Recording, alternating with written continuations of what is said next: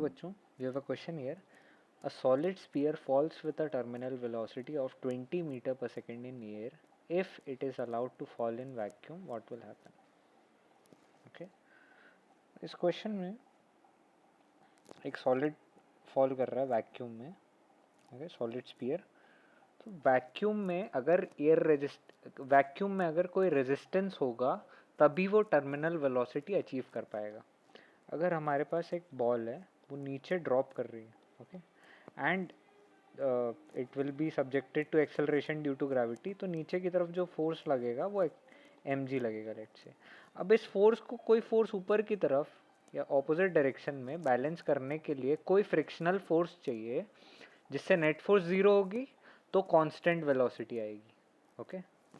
तो वैक्यूम में because there is no medium, there is no resistance, so because of that there will be no terminal velocity. okay, इसको हम terminal velocity के formula से भी prove कर सकते हैं. vt is equal to 2/9 r square into rho of body minus rho of liquid into g divided by coefficient of viscosity.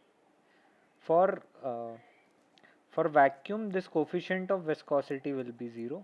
okay, also this will be 0. Since coefficient of viscosity here is 0, terminal velocity cannot be defined. okay, it is not defined, so no terminal velocity will be attained. So option 4 is correct here.